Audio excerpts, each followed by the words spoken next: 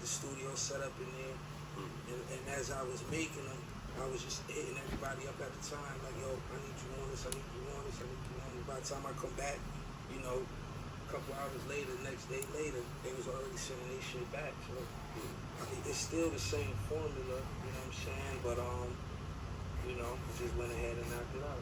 Can you tell me what it's like being a rapper today with all this COVID shit and the new normal stuff going on and touring being canceled and just maybe releasing music? How does it feel today to rap with these new circumstances?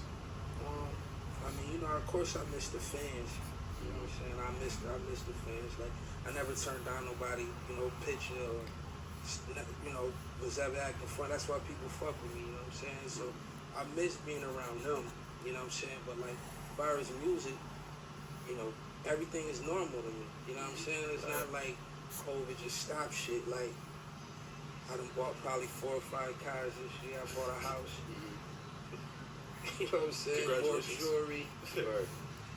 I do everything I want. Like, ain't nothing ever changed. That's because everyone in Atlanta is scamming unemployment as a big. That's really what it is. Yeah, like Atlanta never shut down. Yeah, no, we know.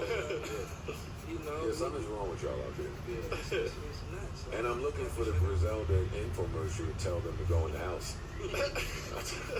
I'm waiting for you to use your influence here to keep everyone safe. Like Benny, he go out at least 4 days a week. Like he out every other night. You know what I'm saying? Like, but he safe with a mask. Yeah. Masked up, of course. Has anyone, and by anyone I mean Benny and Conway.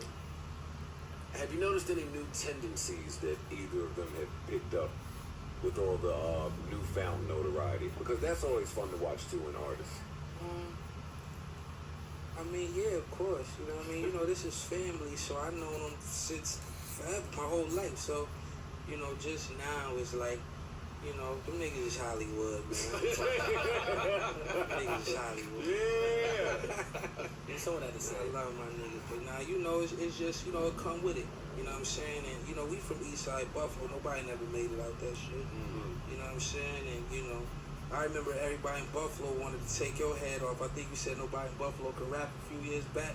Oh, no, he that was was mad as hell at Joe. That was we didn't show up. We didn't show out there. Sounds like in the open. Hey, Wes, Joe's an idiot.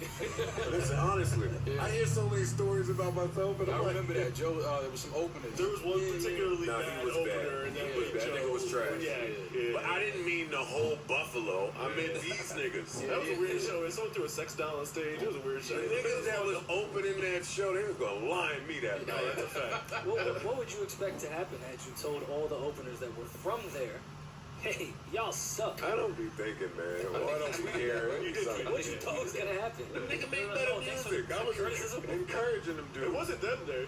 Huh? It wasn't them. It wasn't Griselda. Well, I wouldn't have said that had it been there. Exactly. Yeah, no, we would have known that. And it wasn't all of them that was trash. It was just one particular There was that one particular that was like that dude. real bad. Yeah. Now I'm thinking about all the hostings that chased me out of.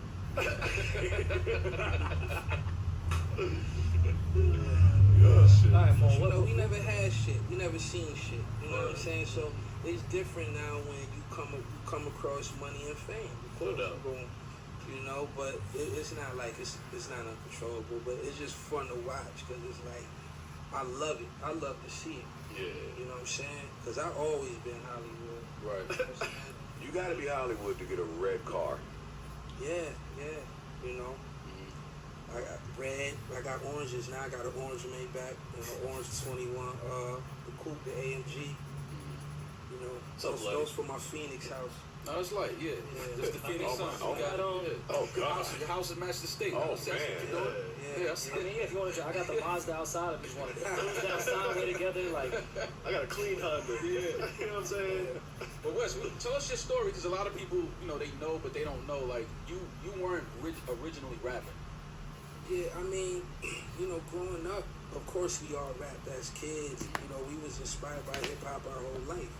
You know what I'm saying? Like, I was the kid that used to come home, you know, right after school and, you know, still videotape. You know, we not young.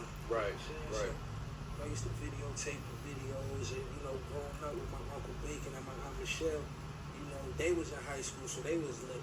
So, you know, being in a household, you know, if you go to your pop's house, my uncle was lit, already hustling, getting to the bag, and he was kind of the man in my neighborhood. So when I always say, Bacon or Rest in Peace Bacon on my music, that's who I refer to. And my Aunt Michelle, they was the same age, but she was on my mom's side. Okay. So, she was a lit, or her own, like they was both from like the illest crews. You know what I'm saying? So, having that influence, I just been around hip hop my whole life. Like I still remember just all the, the Salt and Pepper, LL Cool J's, the, everything all the way up to NWA. You can't hear that shit. It's Too Short and all that. Like we was a lot. You know what I'm saying? During them times. So, right.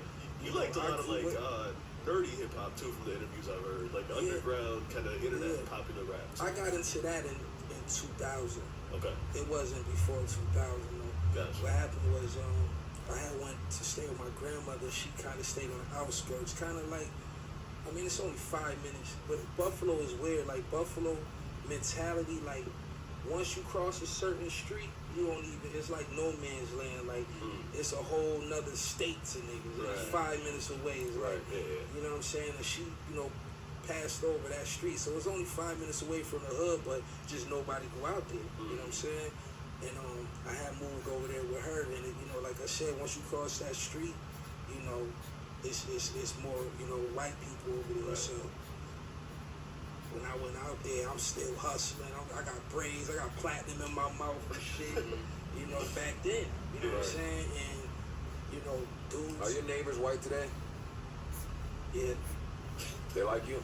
Yeah, they love me. You know what I'm saying? They love me. That's it. Money changes everything, man. I swear. My face tatted. You know what I'm saying? You see, I grew my head during all this shit. You know what I'm saying? Like, but it's just like, they love me. But I'm a respectable dude. Like, I'm not one of them assholes. You know what I'm saying? Like, I was raised the right way, honestly. But, at the end of the day, still being in the streets, your whole family in the streets, and you just want to get a bag. Like, I had 2 kids when I was a teenager. Right. You know what I'm saying? So I had to start early, and then I just started going back